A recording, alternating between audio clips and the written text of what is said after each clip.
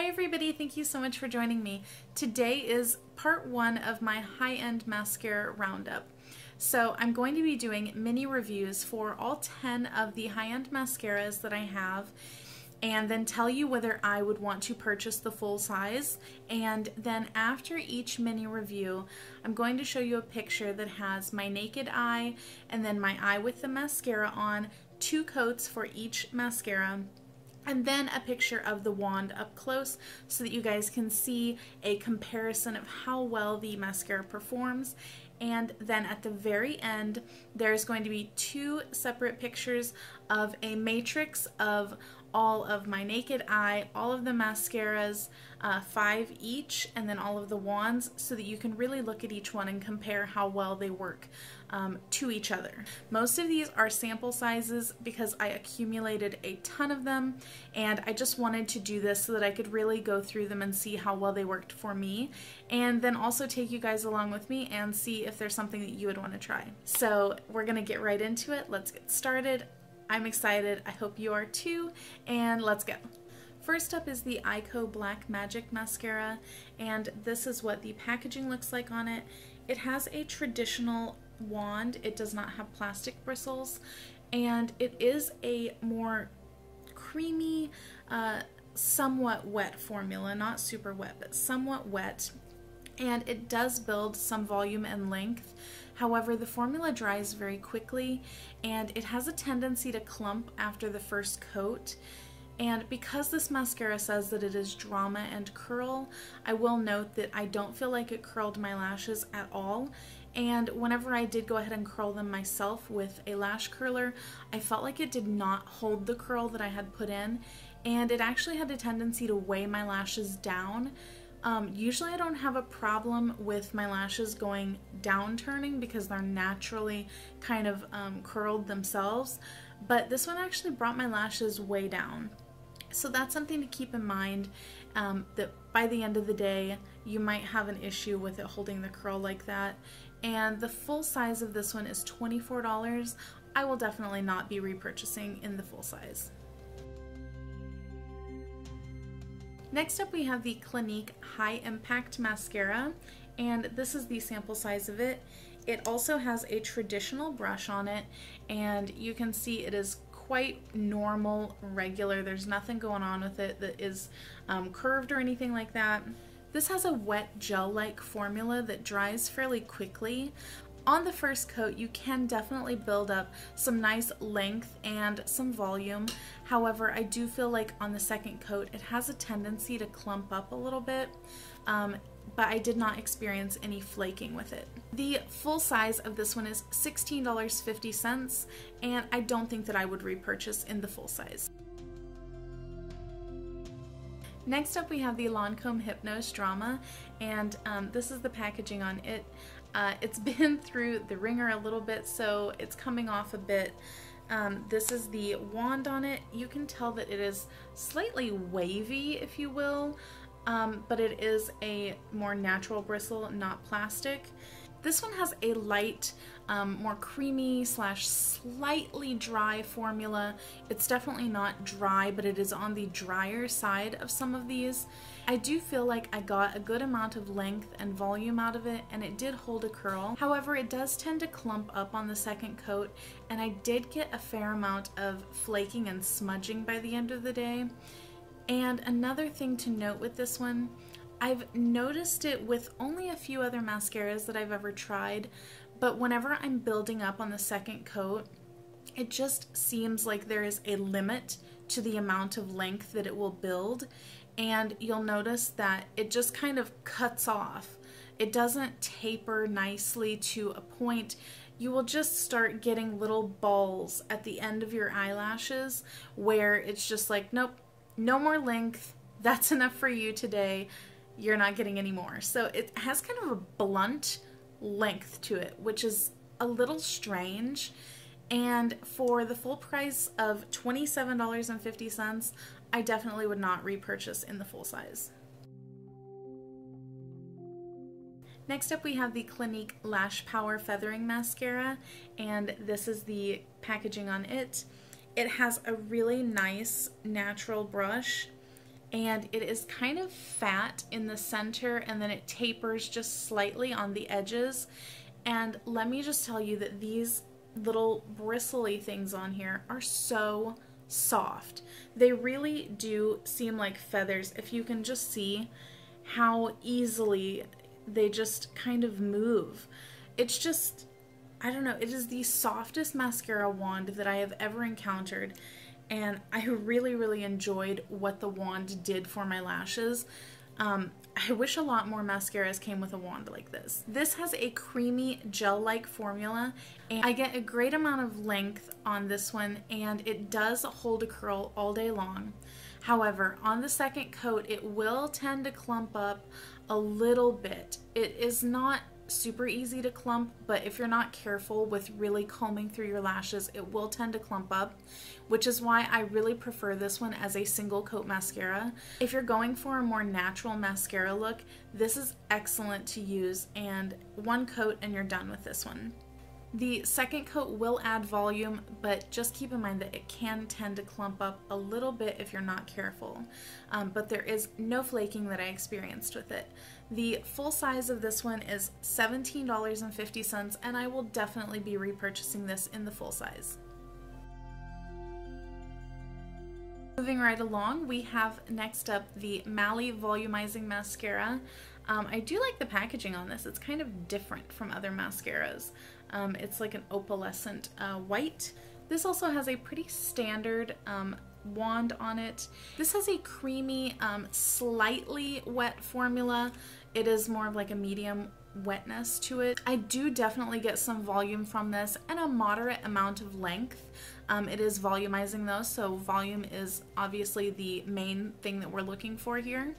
This one builds really well on itself, and it does not have a tendency to clump up. It held a curl all day long, and I did not get any flaking with it. This is another one that also looks really good as a single coat mascara, but if you want to go ahead and add 2 coats or even more, it will definitely still work good for that. The full size price on this one is $20, and this is definitely one that I have on my list to repurchase in the full size. Now we have the Makeup Forever Smoky Extravagant Mascara. This is what the wand looks like on this one. I definitely kind of get like pine cone or Christmas tree vibes out of it. This one has a more dryish formula than the others that I tried, but it's definitely still workable. I definitely got a lot more length on this one on the outside lashes where the brush is a little bit more fuller, but the inside is definitely good for getting those inner corners and the bottom lashes if you want to do those also. It does build well on itself, and it does not really have a tendency to clump up. The only negative that I will say about it really is that the brush is a little bit awkward. It can get your lids a little bit messy if you're not careful with it.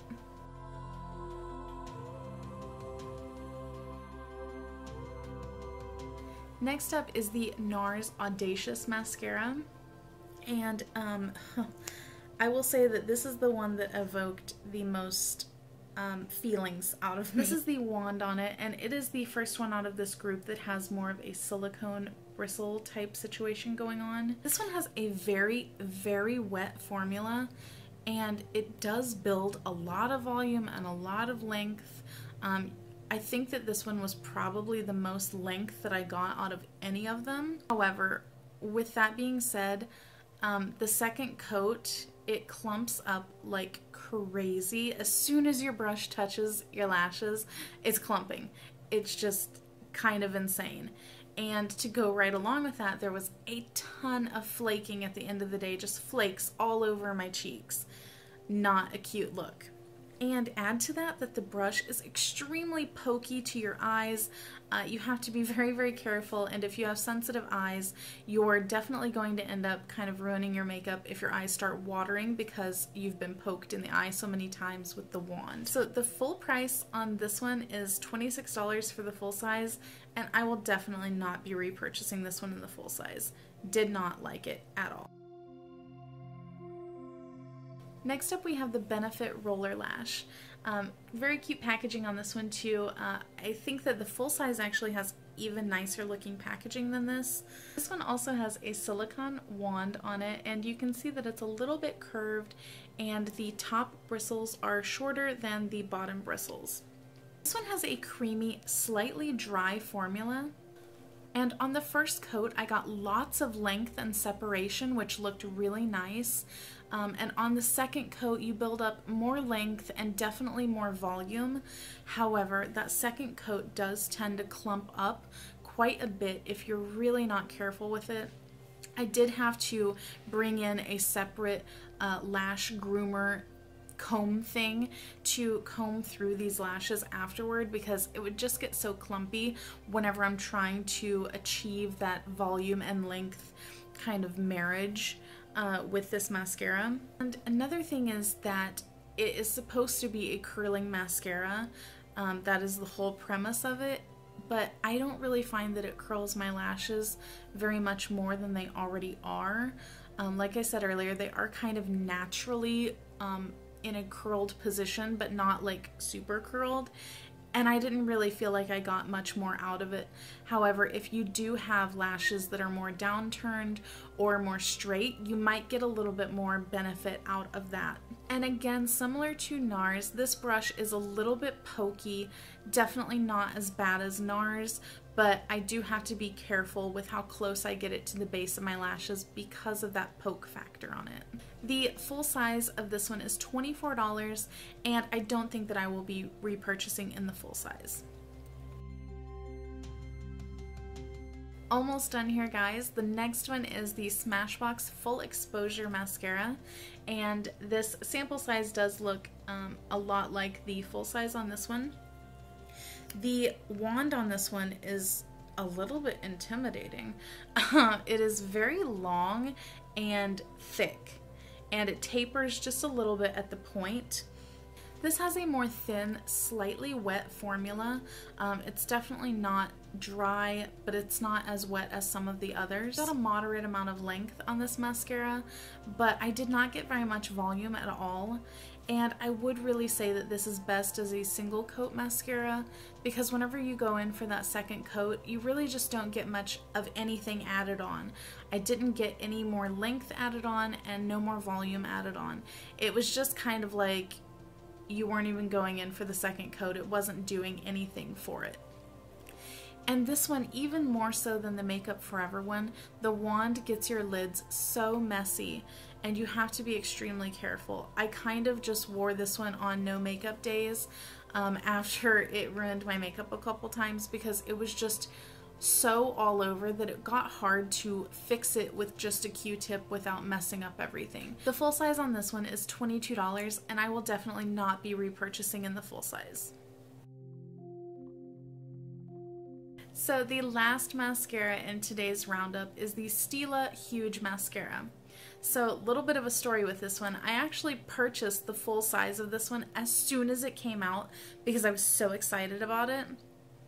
And I've used it, and we're going to get into the review, but then ironically enough, a couple weeks ago I ended up getting a sample size as a free gift with purchase. So how about that? So I'm not going to open up my sample size one to show you because I want to keep it sealed, but I am going to go ahead and open up my full size one.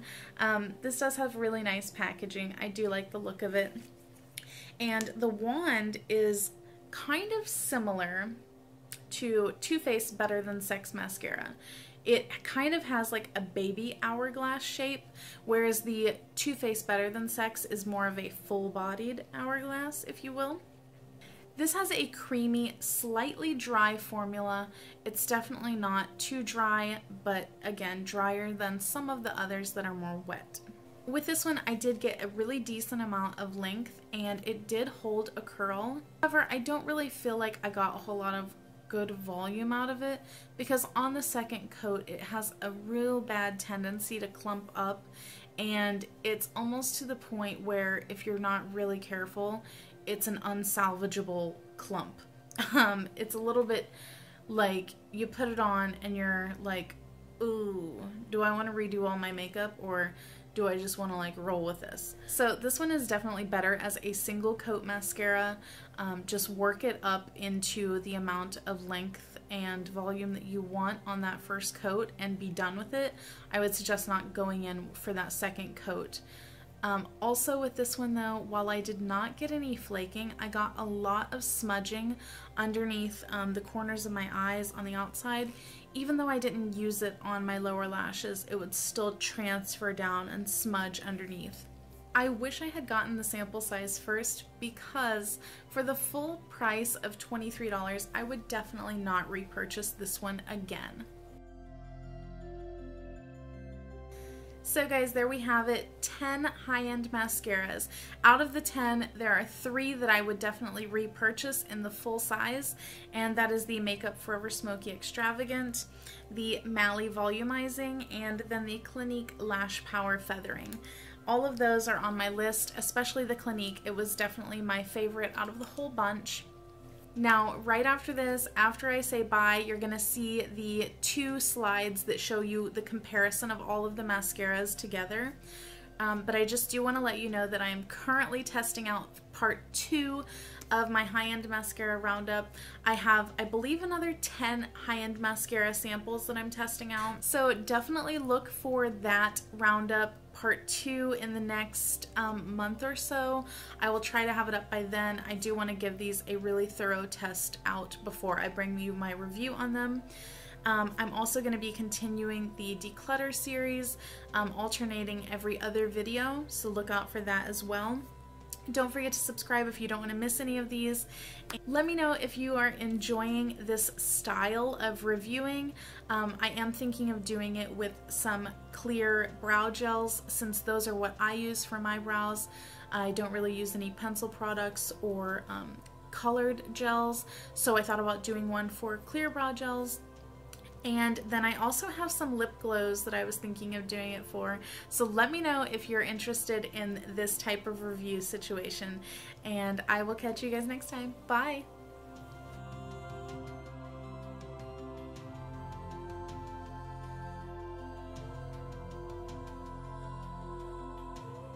Matrix eye.